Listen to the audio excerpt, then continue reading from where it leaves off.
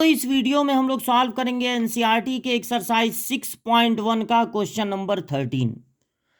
A balloon which always remains spherical. एक balloon है जो हमेशा स्फेरिकल रहता है।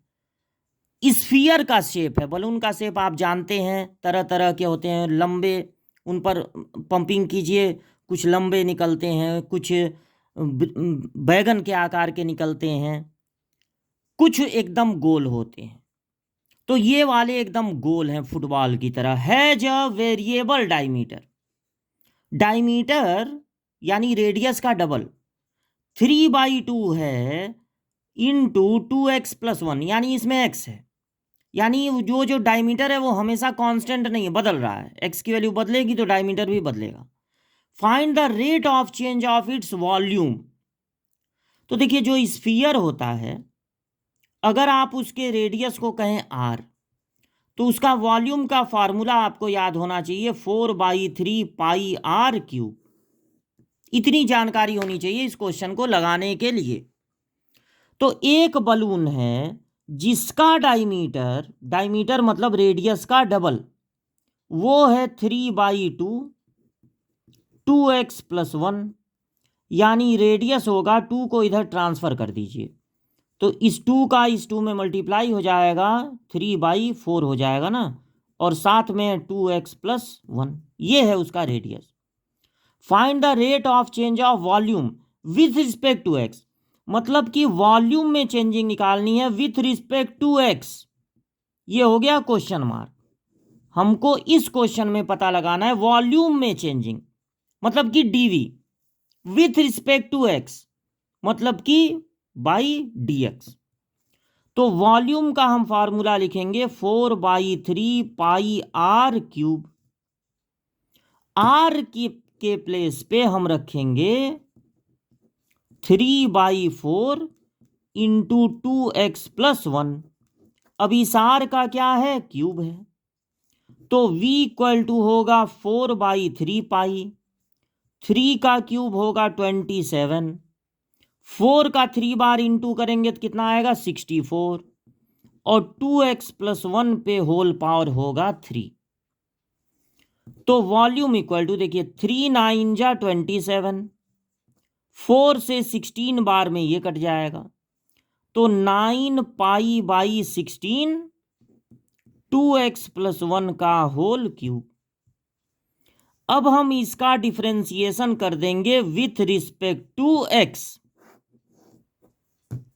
क्योंकि हमको क्या फाइंड करना है, dv/dx। तो हम डिफरेंशिएशन कैसे करेंगे, विथ रिस्पेक्ट टू x। अब x के रिस्पेक्ट में इसका डिफरेंशिएशन कीजिए तो dv/dx मिलेगा। 9π/16 ऐसे ही नोट हो जाएगा, क्योंकि वेरिएबल के साथ है। बिल्कुल अकेले होता तो इसका डिफरेंशिएशन 0 हो जाता, लेकिन अगर ये वेरिएबल के साथ है तो रूल वेरिएबल पे लगेगा, ये एज इट इज नोट हो जाएगा। 2x+1 के होल क्यूब का डिफरेंशिएशन कैसे होगा, x के किसी पावर का डिफरेंशिएशन होता है पावर से इंटू पावर एक कम माइनस रहेगा। तो उसी तरह से इसका डिफरेंशिएशन होगा 2x+1 के होल क्यूब का पावर से इंटू पावर एक कम, 2 हो जाएगा एक कम होके। अब पावर को छुपा लीजिए तो अंदर क्या बच रहा है, 2x+1, तो इसमें मल्टीप्लाई करना पड़ेगा डिफरेंशिएशन ऑफ 2x+1। तो अब हो जाएगा 27π/16 2x+1 का होल स्क्वायर। और ये देखिए 2x का डिफरेंशिएशन होगा 2, सिर्फ x का डिफरेंशिएशन,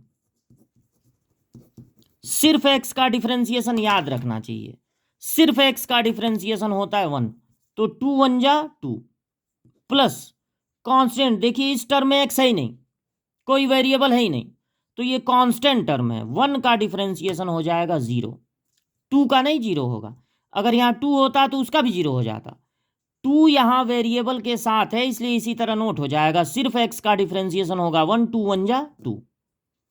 अब यहाँ 2 बचा तो इस 2 से ये कैंसिल होके बचेगा 8, तो होगा 27 पाई बाई 8 2x प्लस 1 का होल स्क्वायर।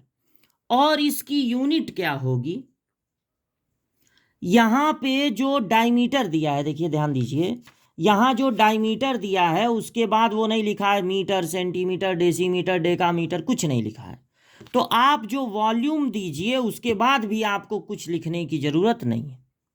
अब ये वॉल्यूम है विद रिस्पेक्ट टू एक्स, तो अगर आप सेंटीमीटर मतलब क्यूबिक यूनिट लिखेंगे तो फिर एक्स से डिवाइड भी है, तो वो सब झंझट में पढ़ने की जरूरत ही नहीं है। इसका आंसर आपको बोर्ड एग्जाम में बिना किसी यूनिट के ही लिख देना है। तो 27 पाई बाई 8 ये सॉल्यूशन है।